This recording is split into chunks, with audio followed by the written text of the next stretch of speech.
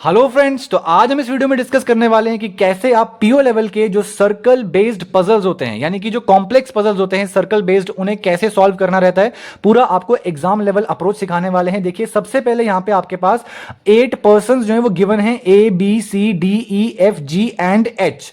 और इसमें से कुछ पर्संस जो होंगे वो इनसाइड डायरेक्शन की तरफ फेस कर रहे होंगे एंड सम पर्संस जो है वो आउटसाइड डायरेक्शन की तरफ फेस कर रहे होंगे, यानी कुछ इनसाइड होंगे और कुछ आउटसाइड होंगे। एक आपके पास नोट भी गिवन है जिसमें कहा है the number of the persons facing outside, यानी कि जो आउटसाइड देखने वाले लोग होंगे, पर्संस होंगे, वो मोर होंगे then the number of the persons जो कहां पे फेस कर रहे होंगे, इनसाइड फेस कर रहे होंगे। तो देखो, सबसे पहले यहां पे फिर से मेरा वही फंडामेंटल रहेगा हमेशा से कि आपको 3 स्टेप्स में इस पजल को सॉल्व कर देना है। कैसे? पहले आपको देखना है कि कितने नंबर ऑफ पर्संस हैं, उसके बाद आपको देखना है कि डायरेक्शन कौन सी गिवन है, यानी कि क्या सारे के सारे इनसाइड हैं, क्या सारे के सारे आउटसाइड हैं, या फिर कुछ इनसाइड और कुछ आउटसाइड हैं। तो ये पजल जो है ये कुछ इनसाइड और कुछ आउटसाइड वाली टाइप का जो है पजल है। देखिए, सबसे पहले आपको क्या करना है, हमारे पास यहां पे हमेशा एग्जाम के अंदर भी आपको ऐसे करना है कि 2 सर्कल्स तो ड्रॉ कर ही लेने हैं, मिनिमम आपको 2 सर्कल तो ड्रॉ कर ही लेने हैं। तो देखो, हम यहां पे पहला सर्कल ड्रॉ करेंगे कुछ इस प्रकार से और दूसरा सर्कल हम यहां पे ड्रॉ करेंगे कुछ इस प्रकार से। 8 लोग हैं तो 1 2 3 4 5 6 7 8, 1 2 3 4 5 6 7 8। हमेशा आपको इस तरीके से क्या करना है, 8 पर्संस को एडजस्ट कर लेना है ताकि इसके अपोजिट में ये, इसके अपोजिट में ये, इसके अपोजिट में ये। हो गया डन, पहला स्टेप। अब सेकेंड स्टेप आपको क्या करना है, ये ड्रॉ करने के बाद अब आपको यहां पे जाना है कि कंडीशन को पढ़ना स्टार्ट करना है। और कंडीशन को कैसे पढ़ना है, इस कॉम्प्लेक्स लैंग्वेज को आपको कैसे डिकोड करना है, ये सारी बातें आज इस वीडियो में सीखने वाले हैं। देखिए, हर एक लाइन को आपको इलैबोरेट करके समझाएंगे कि जैसे सी जो है वो सिट करेगा third to the right of E, यानी कि ई डायरेक्शन के राइट में, ई पर्सन के राइट में थर्ड पे। मैंने आपको प्रीवियस वीडियोस में बताया था कि अगर थर्ड बोला है तो मतलब उनके बीच में कितना गैप होना चाहिए, 2, 3 - 1, 2 का गैप होना चाहिए। किसके बीच में? ई और सी के बीच में, और ई के राइट डायरेक्शन में, यानी कि ई के राइट डायरेक्शन में 2 गैप छोड़ के कौन बैठेगा? सी बैठेगा। तो अब आपको मेरे को एक बात बताओ, क्या ई के बारे में आपके पास कोई भी इंफॉर्मेशन गिवन है कि ई इनसाइड देख रहा है या ई आउटसाइड देख रहा है? इस चीज के बारे में कोई इंफॉर्मेशन गिवन नहीं है। हु हमेशा मैंने आपको बताया है कि एक रिलेटिव प्रोनाउन होता है जो अपने से पीछे वाले पर्सन के बारे में बात करता है, यानी कि ई के बारे में बात करता है। तो जो ई होगा वो सेकंड टू द राइट बैठेगा बी के सेकंड टू द राइट, यानी कि बी के राइट डायरेक्शन में एक गैप छोड़ के। ये एक गैप छोड़ के क्यों कह रहा हूं? क्योंकि सेकंड टू द राइट है। सेकंड टू द राइट का मतलब 2 - 1, मतलब 1 का गैप होना चाहिए। किस किस के बीच में? बी और ई के बीच में। डन। अब मेरे को ये एक चीज यहां पे क्या करनी है, एक बार मुझे एरो ऊपर कर देना है और एक बार मुझे एरो नीचे कर देना है। क्यों? क्योंकि मेरे पास इस ई के बारे में कोई जानकारी नहीं है, तो इसलिए मैं एक बार ई को रखूंगा कि वो इनसाइड देख रहा है और एक बार ई को मैं ऐसे बिठाऊंगा कि जैसे वो क्या कर रहा है, आउटसाइड की तरफ देख रहा है। अब ई के राइट डायरेक्शन में, ये आर किसको रिप्रेजेंट कर रहा है? राइट डायरेक्शन को। ई के राइट डायरेक्शन में 2 गैप छोड़ के कौन बैठेगा? सी बैठेगा। तो ई के राइट डायरेक्शन में 1 और 2 गैप छोड़ के कौन बैठेगा? सी बैठेगा। लेकिन इधर पे राइट डायरेक्शन इस तरफ के लिए हो जाएगा, तो ई के राइट डायरेक्शन में 1 और ये 2 गैप छोड़ के यहां पे कौन बैठेगा? सी बैठेगा। ये इस वाले सर्कल का है, कंफ्यूज नहीं होना है, ठीक है। आगे बढ़ते हैं। उसके बाद बी के राइट में ई आएगा। अब यहां पे मैं आपको बहुत जेन्युइन और बहुत ही ज्यादा इंपॉर्टेंट बात बताने वाला हूं कि आपको ये डायरेक्शन के ऊपर बाद में फोकस करना है। सबसे पहले आपको ये फोकस करना है कि इन पर्संस के बीच में गैप कितना आपको दे रखा है। जैसे मान के चलो बी और ई के बीच में 1 का गैप है, तो आपके पास ई गिवन है, तो अब आपको बी कहां कहां बिठा सकते हो? आप बी यहां पे बिठा सकते हो, तभी तो बी और ई के बीच में 1 का गैप आएगा। ई यहां पे है तो आप बी को इधर भी बिठा सकते हो, तभी तो ई और बी के बीच में 1 का गैप आएगा। डायरेक्शन को बाद में, पहले फोकस करना उनके बीच का गैप कितना है। इसी तरीके से यहां पे भी देखो, ई यहां पे है तो आप बी को यहां बिठा सकते हो, इस इधर पे तो इधर ई और बी के बीच में 1 का गैप। ई यहां पे है तो आप बी को यहां भी बिठा सकते हो, तो ई और बी के बीच में 1 का गैप। डन हो गया, डन हो गया। आगे बढ़ जाओ, आगे क्या लिखा है? B neither sits adjacent to C. अब एडजेसेंट का मतलब होता है कि जो B है और जो C है, इन दोनों को क्रॉस मार्क कर दो और सर्कल कर दो कि B और C दोनों एक साथ नहीं बैठ सकते हैं। ये है B neither sits adjacent to C nor faces आगे क्या है? Nor faces the different direction as A। मतलब जो B है उसी के बारे में बात हो रही है कि वो डिफरेंट डायरेक्शन फेस नहीं करेगा एज ए, यानी कि ए और बी का डिफरेंट डायरेक्शन नहीं होगा, ये कहने की कोशिश कर रहा है।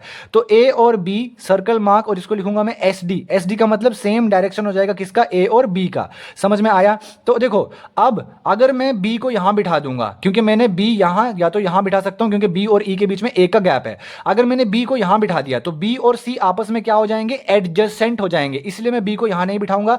तो इसका मतलब अगर बी यहां नहीं बैठेगा तो बी कहां बैठेगा, यहां। सेम यही हम यहां पे भी फॉलो करेंगे। जैसे अगर मैंने बी को यहां बिठा दिया, ठीक है, तो ये सी के क्या हो जाएगा, एडजेसेंट हो जाएगा, क्योंकि सी यहां पे बैठा हुआ है। तो बी को यहां बिठा दूंगा, तो अब देखो बी और ई के बीच में एक का गैप हो गया। अब आपको देखना है डायरेक्शन, क्योंकि मैंने पहले क्या कहा था, पहले इनके बीच का स्पेस कितना है आपको वो देखना है, देन उसके बाद आपको देखना है कि डायरेक्शन किस तरफ है।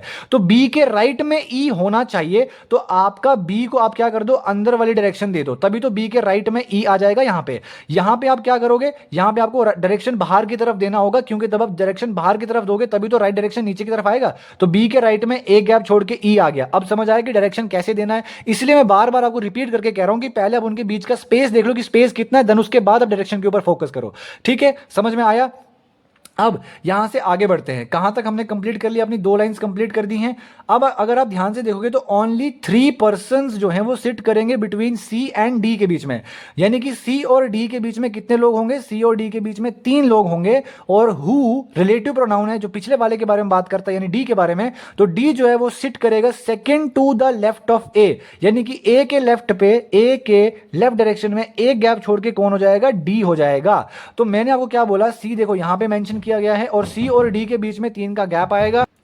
तो सिंपली आपको सी और डी के बीच में 3 का गैप होना चाहिए। तो सी यहां पे है तो 1 2 3, तो डी यहां पे आ जाएगा, 1 2 3, तो डी यहां पे आ जाएगा। किसी भी आप डायरेक्शन से ले लो इसको, तो डी यहीं पे आएगा। सी यहां पे है तो डी यहां पे आ जाएगा। ये 1 2 3 गैप छोड़ के 1 2 3 गैप छोड़ के डी यहां पे आ जाएगा। डन हो गया, डन हो गया।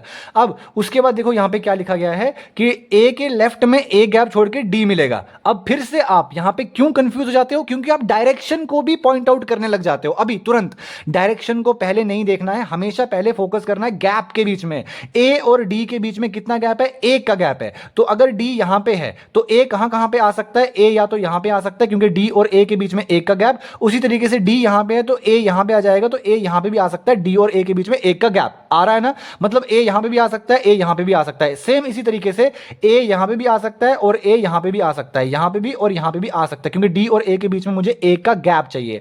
अब इतनी सारी पॉसिबिलिटीज बन रही हैं, तो अगर एग्जामिनर ये चाहता होता कि सच में आप इतनी सारी पॉसिबिलिटीज बनाओ, तो फिर एग्जाम में वो आपको 20 मिनट नहीं ना देता। तो आपको अब क्या करना है, जो आपका डी है, जब आपको लगे कि बहुत सारी पॉसिबिलिटीज बन रही हैं, तो जो जिसकी वजह से वो बहुत सारी पॉसिबिलिटीज बन रही होती हैं, आप उसी के बारे में और इंफॉर्मेशन ढूंढना चालू कर दो। किसके अंदर, पजल के अंदर। जैसे डी के बारे में मैं देखूंगा कि डी का और कहां पे गिवन है, but sit to the immediate left of E and F are not facing each other, the one who sits. D के बारे में, डी डी कहां पे, डी कहां पे, H faces the opposite direction of the one who sits immediate G, immediate neighbour of D. ये देखो यहां पे डी आ गया, immediate neighbours of D are not facing inside, मतलब जो डी के नेबर्स होंगे, जो डी के अगल बगल वाले पर्सन होंगे, वो इनसाइड नहीं देखेंगे, मतलब अंदर वाली डायरेक्शन की तरफ नहीं देखेंगे। तो डी यहां पे है और ये इसका नेबर बी है और इसका नेबर ई है, ये तो दोनों के दोनों अंदर वाली डायरेक्शन की तरफ देख रहे हैं, मतलब ये वाली कंडीशन यहीं पे गलत हो जाएगी। मैं इसको फर्दर आगे नहीं करूंगा, क्योंकि मैंने ये चेक किया कि इमीडिएट नेबर्स जो डी के थे, यानी कि बी और ई, ये दोनों के दोनों इनसाइड देख रहे हैं, जो कि पॉसिबिलिटी नहीं हो सकती, कंडीशन में साफ साफ गिवन है। अगर अब यहां चेक करूंगा तो डी के देखो एक नेबर ई है, एक नेबर बी है, और ये दोनों के दोनों बाहर की डायरेक्शन में देख रहे हैं, जो कि पॉसिबल है, हो सकता है, इसलिए ये वाली कंडीशन को मैं फर्दर आगे करूंगा। अब मुझे कंफ्यूजन क्या हो रहा था, मुझे डी और ए के बीच में एक पर्सन बिठाना था, हां बिठाना था, तो मैं क्या करूंगा, एक और सर्कल ड्रॉ करूंगा। माफी चाहता हूं, यहां पे स्पेस नहीं है, बट यहां पे आपको एडजस्ट करना पड़ेगा। अब मैं यहां पे एक और सर्कल यहां पे क्या करूंगा, ड्रॉ करूंगा। ठीक है, ये देखो इस प्रकार से, यहां 1 2 3 4 5 6 7 8, तो ई था, तो ई को मैं यहां पे लिख दूंगा और इसका डायरेक्शन नीचे की तरफ कर दूंगा। डी जो था मेंशन यहां पे, तो मैं इसको डी को यहां पे लिख दूंगा और बी को यहां लिख दूंगा, बाहर की तरफ देख रहा है, और सी को मैं यहां लिख दूंगा। ठीक है, ये इसी का क्या है, ये केस 2 है और ये केस 2 का ए पार्ट है। ये बी आ गया, डी आ गया, ई आ गया, उम्मीद है आपको दिख रहा होगा। और अब देखो डी और ए के बीच में मुझे एक का गैप चाहिए, डी और ए के बीच में, वैसे ही यहां पे डी और ए के बीच में मुझे एक का गैप चाहिए इस वाले सर्कल के अंदर। अब मुझे ए के लेफ्ट में डी चाहिए, तो ए यहां पे है, मुझे डी लेफ्ट डायरेक्शन में चाहिए, तो मैं इसको एरो बाहर की तरफ कर दूंगा, तभी तो ये राइट हो जाएगा और ये लेफ्ट हो जाएगा। तो ए के लेफ्ट में ए गैप छोड़ के डी यहां पॉसिबल हो गया। मतलब पहले आपको बीच का स्पेस देखना है, उसके बाद आपको डायरेक्शन पे जंप करना है। अब मैं डायरेक्शन एडजस्ट करूंगा। अब यहां पे मुझे ए है और इसके लेफ्ट में मुझे डी चाहिए, तो मतलब लेफ्ट में कैसे आएगा, मैं इसको अंदर की तरफ करूंगा तो ये राइट हो जाएगा, ये लेफ्ट हो जाएगा, ए के लेफ्ट में एक का गैप छोड़ के डी यहां पे पॉसिबल हो जाएगा। हो गया, हो गया। अब इन्होंने क्या कहा था, ये देखो ध्यान से, यहां पे अगर आप देखोगे तो ए और बी जो है, ये देखो ए और बी का कैसा डायरेक्शन होना चाहिए, सेम डायरेक्शन होना चाहिए। बट क्या यहां पे आपको ए और बी के बीच में सेम डायरेक्शन दिखाई दे रहा है? नहीं, ये तो इनसाइड है और ये आउटसाइड है, मतलब ये वाली कंडीशन भी मेरी यहां पे क्या हो जाएगी, रॉन्ग हो जाएगी। इसलिए आपको कंडीशंस के ऊपर नजर बनाए रखनी है। कोई भी कंडीशन आपको यहां पे तुरंत मैच कर लेनी है और अपने जो आपका एक कंडीशन होगा उसको एलिमिनेट कर देना है। देखो मैंने ये भी एलिमिनेट कर दिया, ये भी एलिमिनेट कर दिया। अब मुझे पता है कि मेरा यही वाला जो पजल होगा यही मेरा करेक्ट आंसर होगा, बस इसमें मुझे बाकी जो चीजें हैं वो एडजस्ट कर लेनी है। कैसे? देखो ए और डी के बीच में ए का गैप भी हो गया, ए और बी का डायरेक्शन सेम होना चाहिए। तो देखो ये बाहर के लिए देख रहा है और ये भी बाहर के लिए देख रहा है, ये भी बाहर के लिए, ये भी बाहर के लिए देख रहा है, तो दोनों का डायरेक्शन क्या हो गया, सेम हो गया। अब आगे बढ़ता हूं जहां मैंने पजल को छोड़ा था, यहां पे हो गया था complete. G faces the opposite direction of E, मतलब ई और जी का जो डायरेक्शन होगा वो क्या हो जाएगा, ओडी। मैं अपनी प्रीवियस वीडियोस में बता चुका हूं, ओडी मतलब अपोजिट डायरेक्शन और एस डी का मतलब सेम डायरेक्शन। तो ई और जी के बीच में क्या हो जाएगा, अपोजिट डायरेक्शन हो जाएगा। तो अगर आप ध्यान से देखोगे तो ई यहां पे है, अभी जी को मैं कहीं पे भी मेंशन नहीं कर सकता क्योंकि जी के लिए मुझे 3 स्पेसेस खाली दिखाई दे रहे हैं। आगे फर्दर कंडीशन को पढ़ते हैं, आगे क्या लिखा गया है। बट, तो बट किसके बारे में बात करता है, जी के बारे में। लेकिन अगर यहां पे हु लिखा होता तो वो किसके बारे में बात कर रहा होता, ई के बारे में। बट यहां पे बट लिखा हुआ है तो बट किसके बारे में बात करेगा, इस जी के बारे में। लेकिन जो जी है वो सिट करेगा to the immediate right of F, यानी एफ के राइट डायरेक्शन में इमीडिएट पे कौन बैठा होगा, जी बैठा होगा। अब फिर से वही बात, फिर से रिपीट कर रहा हूं कि आपको ये नहीं देखना है कि राइट डायरेक्शन है लेफ्ट डायरेक्शन है, पहले आपको ये देखना है कि एफ और जी के बीच में गैप कितना है। एफ और जी के बीच में कितना गैप है, 0 गैप है, क्योंकि दोनों क्या है, इमीडिएट नेबर्स। तो कहां पे आप एफ और जी को एक साथ बिठा सकते हो, ये देखो यहां और यहां 2 स्पेसेस खाली हैं, मतलब एफ और जी को आप यहां पे बिठा सकते हो। अब यहां पे तो नहीं बिठा पाओगे ना, क्योंकि अगर आपने एफ यहां बिठा दिया तो उसके इमीडिएट नेबर में जी को तो आप बिठा ही नहीं सकते, क्योंकि यहां पे स्पेस फिल है ए और यहां पे स्पेस फिल है सी। तो मतलब एफ और जी को आप यहीं पे कहीं ना कहीं पे बिठाओगे। तो अब आप यहां पे ऐसे लिख दो, एफ ऐसे स्लैश मार के इसको जी कर दो कि एफ और जी में से कोई ना कोई यहां पे आएगा, एफ और जी में से कोई ना कोई यहां पे आएगा, क्योंकि तभी तो ये इमीडिएट नेबर्स कहलाए जाएंगे। अब इन्होंने कहा एफ के राइट में जी चाहिए ना। आगे बढ़ते हैं, क्योंकि मुझे पता नहीं है अभी एग्जैक्टली एफ कहां पे होगा, जी कहां पे होगा, तो आगे पढ़ते हैं, आगे क्या लिखा हुआ है। इसने कहा मुझे ई and F are not facing each other, मतलब ई और एफ एक दूसरे के अपोजिट नहीं हो सकते, ई और एफ एक दूसरे के अपोजिट नहीं बैठ सकते हैं। तो ई यहां पे है और यहां पे मैं एफ को नहीं बिठा सकता, क्योंकि ई और एफ एक दूसरे के सामने आमने नहीं हो सकते। तो मैं इधर क्या कर दूंगा, एफ को कैंसिल कर दूंगा, मतलब यहां पे मेरा जी आ जाएगा। अगर यहां पे मेरा जी आएगा तो इसका मतलब यहां पे मेरा क्या आ जाएगा, एफ आ जाएगा। और मुझे एफ के राइट में जी चाहिए, तो एफ के राइट में जी के लिए मैं इसको क्या कर दूंगा, डायरेक्शन को नीचे कर दूंगा, तो एफ के राइट में कौन आ जाएगा, मेरा जी आ जाएगा। उम्मीद है आपको समझ में आया होगा। इस तरीके से आपको कंडीशंस को लिखना है। जैसे ही आपने लिख दिया कि एफ के राइट में मुझे यहां पे कौन मिलेगा, जी मिलेगा। अब आगे पढ़ना चालू कर दो, क्योंकि अभी मेरे पास कुछ डायरेक्शंस हैं जो मुझे मिसिंग है। अब the one who sits second to the left of H, यानी कि एच के लेफ्ट पे सेकंड टू द लेफ्ट लिखा हुआ है। सेकंड टू द लेफ्ट का मतलब हो जाएगा एक गैप छोड़ के, एच के लेफ्ट पे एक गैप छोड़ के जो भी पर्सन होगा, सॉरी क्या लिखा हुआ है, the one who sits second to the left of H doesn't face inside the centre. मतलब देखो ऐसे बोला गया, एच के लेफ्ट डायरेक्शन में एक का गैप छोड़ के जो भी पर्सन यहां पे बैठा होगा वो इनसाइड द सेंटर नहीं देख रहा होगा, doesn't face inside the centre. तो मुझे एक बात बताओ, आपने H कहां पे मेंशन किया है? अब H के लिए तो एक ही जगह खाली बची है ना, वहां पे भर दो, H यहां पे हो जाएगा, क्योंकि बाकी सब तो फिल कर दिया। इसने कहा H के, अब फिर से वही बात कह रहा हूं मैं कि H के लेफ्ट डायरेक्शन में एक का गैप छोड़ के जो भी पर्सन बैठा होगा वो इनसाइड नहीं देख रहा होगा। अगर इनसाइड नहीं देख रहा होगा तो कहां देख रहा होगा, आउटसाइड देख रहा होगा। तो H यहां पे है। और मुझे एक बात बताओ, E और G का जो डायरेक्शन था वो क्या था, अपोजिट था। लिखा था यहाँ पे, देखो ई और जी का डायरेक्शन अपोजिट है, तो जी को अगर ई बाहर देख रहा है तो जी कहाँ देखेगा, अंदर देखेगा। और एच के लेफ्ट में जो भी पर्सन होगा, ये देखो ये वाला पर्सन आउटसाइड है, क्योंकि एच का एक गैप छोड़ के एक तो ई पर्सन आ रहा है, एच का एक गैप छोड़ के एक पर्सन जी आ रहा है, क्योंकि इसने कहा ना एच के लेफ्ट पे एक गैप छोड़ के जो भी पर्सन होगा वो इनसाइड नहीं देखेगा, आउटसाइड देखेगा। तो एच का एक गैप छोड़ के या तो जी दिखेगा मुझे, एच का एक गैप छोड़ के या तो ई दिखेगा मुझे, और ये भी मुझे दिख रहा है कि ई ही है वो पर्सन जो आउटसाइड की तरफ देख रहा है, बस मुझे एच के लेफ्ट में उसको बिठाना है। तो एच के लेफ्ट में वो कैसे बैठेगा, जब एच बाहर की तरफ देखेगा तभी तो ये राइट हो जाएगा, ये लेफ्ट हो जाएगा, और एच के लेफ्ट में यहाँ पे ई बैठेगा, तभी तो बैठेगा ना, एच के लेफ्ट में यहाँ पे ई बैठेगा। थोड़ा सा पजल कॉम्प्लेक्स है, लेकिन उम्मीद है कि आपको समझ में आ रहा होगा, क्योंकि लैंग्वेज को डिकोड कैसे करना है वो मैं आपको इस वीडियो में सिखा रहा हूं, ठीक है ना। तो एच के लेफ्ट में ई हो गया मेरा यहां पे कंफर्म। एच फेस करेगा opposite direction of the one who sits to the immediate right of G, यानी कि एच जो है वो अपोजिट डायरेक्शन फेस करेगा। ये ऑलरेडी हम एच की डायरेक्शन मेंशन कर चुके हैं, तो मुझे अब इस लाइन को अगर ना भी पढ़ूं तो कोई दिक्कत नहीं है। इमीडिएट नेबर्स ऑफ डी जो होंगे, डी के जो इमीडिएट नेबर्स होंगे, यानी कि ये दोनों आर नॉट फेसिंग इनसाइड, ये इनसाइड नहीं देख रहे, तो आउटसाइड देखने में पहले पता है। H doesn't face inside, H भी इनसाइड नहीं देख रहा है, ठीक है। अब सिर्फ मुझे सी की डायरेक्शन बच गई और डी की डायरेक्शन बच गई है, ठीक है। और यहां पे सी की डायरेक्शन को निकालने के लिए कोई हिंट यहां पे जरूर दे रखा होगा। मैं कुछ चीज मिस कर गया क्या यहाँ पे, G faces the adjacent to C, north faces the different, हाँ सी एंड नॉर्थ फेस, नहीं ये हो गया। G faces the opposite direction of E but sits to the immediate right of F. E and F are opposite direction to E but sits to the immediate right of F. E and F are not facing each other. The one who sits second left of it doesn't face inside the center.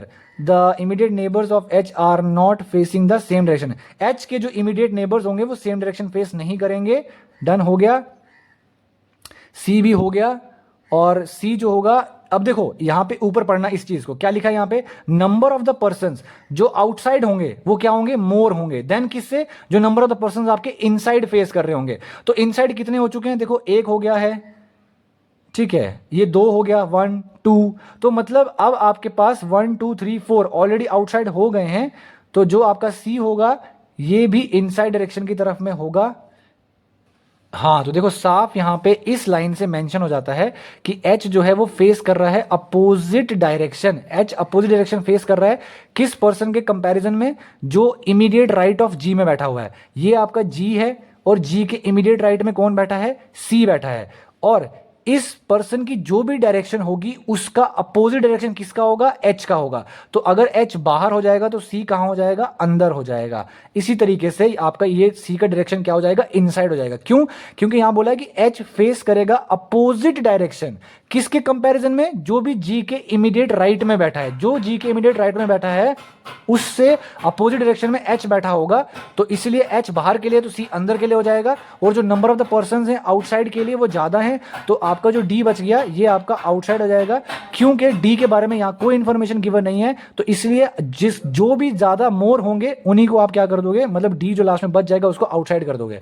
तो ये आपका जो होगा puzzle इस तरीके से complete हो जाएगा। तो उम्मीद है आपको समझ में आया होगा, बहुत टफ पजल है, लेकिन अगर आप एक या दो बार इस वीडियो को रिवाइंड करके देखोगे तो मुझे उम्मीद आपको जरूर समझ में आएगा। तो और भी ऐसी वीडियोस के लिए चैनल को सब्सक्राइब कीजिए, कोई डाउट है तो कमेंट में पूछ लीजिए। मिलते हैं नेक्स्ट वीडियो में, बाय बाय।